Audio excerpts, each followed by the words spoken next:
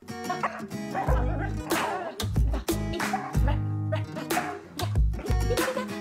tout le monde, c'est Anne Lemay, intervenante en comportement canin. Aujourd'hui, on se pose des questions importantes avant d'adopter un chien. Donc, vous êtes rendu là dans votre vie. Vous commencez à être intéressé à adopter un nouveau petit chien, un chiot, un chien dans un refuge, on ne sait pas trop comment choisir. On ne parlera pas nécessairement aujourd'hui de comment choisir son chien, malgré qu'on en parle un petit peu, mais vraiment plus les questions à se poser avant d'aller adopter un chien. Première question. Avez-vous déjà abandonné un animal dans un refuge? C'est sûr que si vous avez déjà abandonné un animal dans un refuge, il faut grandement penser au pourquoi avez-vous déjà abandonné un animal dans un refuge. Parce que l'abandon, là, c'est pas une option. Donc, si jamais vous l'avez déjà fait, c'est vraiment important de penser à pourquoi vous l'avez déjà fait et ça fait combien de temps. Parce que si c'est quand même récent, là, c'est pas pour le moment qu'il faut que vous adoptiez un autre chien. Je crois qu'il faut réfléchir un petit peu plus, se préparer un petit peu plus avant de faire ce pas-là. Quel est votre type d'habitation? Maison, appartement, duplex. Le type d'habitation va avoir un bon lien avec le niveau de dépense d'énergie que vous allez choisir chez votre futur chien. Vous choisissez un chien qui est très énergique, qui a beaucoup d'énergie, il va falloir vous engager à faire beaucoup de dépenses d'énergie physique et mentale avec lui, vu que vous restez dans un appartement. Êtes-vous propriétaire de votre maison ou de votre logement? Ça a l'air un peu naïf comme question, mais c'est une question à se poser et c'est important de vérifier si vous avez le droit ou non aux animaux dans votre logement. En travaillant dans un refuge, je vois beaucoup d'abandons qui sont liés à ça parce que les gens ne savaient pas s'ils avaient le droit ou non et donc viennent abandonner leur animal suite à la visite de leur propriétaire. Avez-vous des jeunes enfants à la maison? Personnellement, je déconseille vraiment d'adopter un chiot en même temps qu'on a un très jeune bébé à la maison. Je vous donne un exemple. Imaginez-vous travailler la propreté, le mordillage, le seau, tout ça, en même temps d'avoir à gérer un enfant de 2 ans et moins et tout ça qui n'est pas nécessairement capable de comprendre qu'est-ce qu'il faut ou ne faut pas faire avec un chien.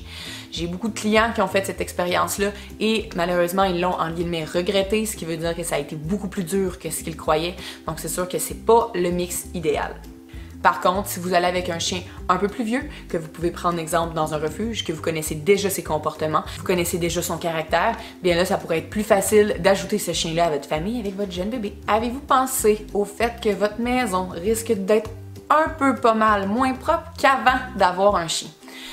Donc oui, ça a l'air encore une fois banal, mais le chien peut détruire des meubles, peut briser des planchers, briser les murs. Donc c'est sûr que ça c'est plus en jeune âge, mais reste que peu importe l'âge du chien que vous adoptez, c'est possible qu'il arrive des accidents dans la maison. En plus, le chien sort, rentre beaucoup, perd du poil. Tous les chiens perdent leur poil. Donc c'est sûr qu'il faut être conscient que la maison soit va être moins propre qu'à l'habitude, soit elle va être tout simplement plus longue à rendre aussi propre qu'avant. Est-ce que c'est votre premier chien? C'est pas nécessairement toutes les races de chiens qui sont l'idéal pour être le premier chien de quelqu'un. Ce qui peut être intéressant, par exemple, c'est d'aller voir en refuge et d'aller rencontrer des chiens qui ont déjà leur caractère, leur comportement acquis, la propreté est faite, plusieurs choses sont déjà faites. Donc, ça peut être intéressant. Si vous adoptez un chiot, êtes-vous prêt et conscient que tout ce qui englobe l'éducation d'un chiot peut demander beaucoup d'énergie? Donc là, on parle de propreté, de mordillage, de saut, de destruction, des nuits très courtes aussi. Donc, un chiot en tant que tel, ça prend beaucoup d'énergie. Donc, êtes-vous vraiment prêt à vous embarquer dans cette expérience? C'est une bonne question à se poser. Que cherchez-vous chez un chien? Quel genre d'activité voudriez-vous faire avec lui? Est-ce que vous êtes plus du genre à me dire « Ah, moi, j'aimerais le caresser. » Beaucoup. Ou moi je veux faire de l'agilité, du sport canin, tout ça. Donc pour la personne qui est plus câlineuse, plus relaxe, je vous conseille peut-être un plus petit chien ou sinon un plus vieux chien aussi dans un refuge qui a déjà un peu moins d'énergie et tout ça. Sinon la personne qui me dit qu'il veut faire du sport canin, de l'agilité, nanana, ben là on irait vers un chien plus actif, qui a de la vibe, qui a de l'énergie. Combien de temps par jour avez-vous à lui consacrer? La majorité des gros chiens ont besoin d'environ 1 heure de marche par jour dans le minimum. Donc, c'est sûr que si on y va dans le temps qu'on a à y consacrer, ça serait plate d'y consacrer juste 1 heure de marche. Donc, on veut y consacrer de l'entraînement, des enrichissements, du temps particulier pour lui.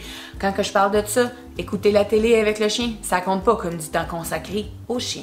C'est sûr que si vous prenez un berger australien puis que vous avez juste 1 demi-heure à consacrer à votre chien par jour, ça risque d'être un flop. Si vous partez plusieurs jours en vacances, par exemple, avez-vous pensé à qui pourra s'occuper de votre chien? Ça a l'air un peu tôt pour réfléchir à ça, mais le jour où vous allez arriver pour prendre des vacances, d'y avoir réfléchi d'avance, vous allez être content. Parce que tout dépendamment où vous restez, il y a des endroits où il y a beaucoup de choix, côté pension, côté tout ça, mais il y a des villes comme ici qui ont plus ou moins beaucoup de choix, où que les pensions peuvent être remplies très rapidement. Donc c'est bon de se faire une idée à l'avance d'où est-ce que vous allez faire garder votre chien, ou aussi de poser la question à votre famille, « Hey toi, si j'avais un chien, ça t'intéresserait-tu de le garder quand je pars en vacances? » Donc c'est une question importante parce que, on va se le dire, des abandons pour des vacances, c'est déjà arrivé. Avez-vous prévu un budget vétérinaire sachant que les frais peuvent quand même être élevés et qu'un accident est malheureusement vite arrivé? La stérilisation, le vaccin, la micropuce, le vermifuge sont tous des frais que vous allez devoir couvrir quand vous allez avoir votre nouveau chien. Et sans parler de l'adoption, évidemment. Mais il y a aussi le surplus. On ne sait jamais qu'est-ce qui arrive, les rendez-vous annuels, les accidents. Il faut prévoir un budget vétérinaire là, pour les incidents, pour les petites grippes, les petites affaires, parce que c'est important de prendre soin de nos chiens. C'est primordial. L'espérance de vie d'un chien peut être de 10 à 15 ans. Est-ce que vous êtes vraiment prêt à vous engager tout ce temps-là? Leur vie est longue. Selon moi, pas suffisamment. Hein? Parce que j'aimerais qu'ils restent toute la vie avec moi. Mais malheureusement, justement, il y a une fin à ça et il faut s'engager jusqu'au bout. Ma dernière question, et non la moindre, encore une fois, comme je vous dis depuis tantôt, l'abandon est vraiment en très dernier recours si votre chien développe des gros problèmes de comportement. Que vous n'êtes pas capable de régler vous-même après avoir essayé, évidemment. Qu'allez-vous faire? Donc, évidemment, moi, ce que je vous conseille, c'est d'aller consulter un intervenant en comportement canin dans votre ville pour vous aider. Parce que beaucoup de personnes vont attendre avant d'aller consulter, vont épuiser leur patience et leur confiance envers leur chien, et le jour où la consultation serait très nécessaire, ils vont aller vers l'abandon parce que tout leur espoir et leur confiance est disparu à force d'essayer et d'essayer. Donc, c'était mes questions à se poser avant de décider d'adopter un chien. Posez-vous beaucoup de questions. Vous pouvez vous en poser plus que ça. On réfléchit jamais trop avant d'adopter un animal. Il y a beaucoup trop d'abandons. Le Québec est le champion des abandons au monde, malheureusement. J'espère que vous avez aimé ma vidéo. Vous pouvez vous abonner si vous voulez en voir plus ou aller voir mes autres vidéos qui sont déjà là. Il y a sûrement des choses qui pourraient vous intéresser, surtout si vous êtes sur le point d'adopter un chien. Plusieurs vidéos pourraient être bonnes pour vous. De toujours s'éduquer un petit peu plus, c'est l'idéal. Donc, abonnez-vous. Laissez-moi un like si vous avez aimé ça. Si jamais vous avez des questions au niveau d'une adoption de chien, gênez-vous vraiment pas. Ça me ferait vraiment plaisir de pouvoir vous aider dans votre décision au niveau de l'adoption. Merci! J'ai-tu bien assez réfléchi, moi, avant de t'adopter?